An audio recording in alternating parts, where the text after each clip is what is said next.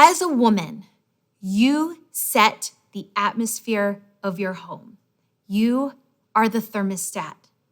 You have the power to turn up the heat in your home or to cool it down.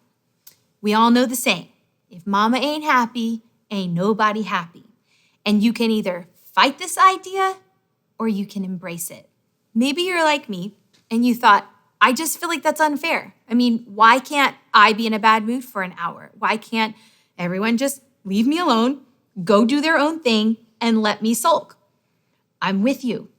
But the reality is, I don't have that luxury.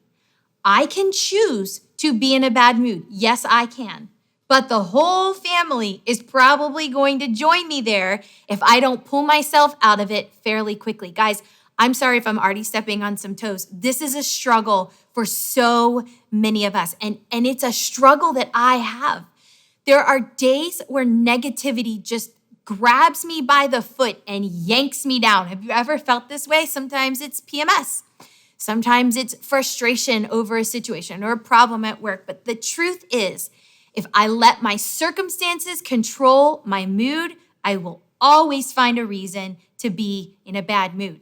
Now, the flip side of that is that we all know at least one woman who seems to be under a tremendous amount of stress, circumstances that we could never imagine, and yet she somehow manages to rarely complain or even draw attention to herself or her situation. As I'm talking to you, I'm thinking of a friend of mine whose child has CF, but she rarely complains or even talks about all the medications and the doctors and the therapies that her child is on. And if you ask her, she'll tell you, but it's just not something that she's decided is going to define her life, her attitude, and her mood. I think about my friend who has a child with severe special needs, but she always has a smile on her face. And not to say that these girls don't have bad days, but they're women who have determined that their situation is not going to make them a negative person. I have another friend who has battled breast cancer, but she has determined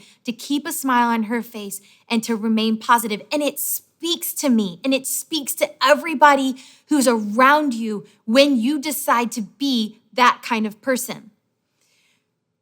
When I first asked my husband what were the 3 things that I could give to him, you know what one of his top 3 things was? It was a good mood.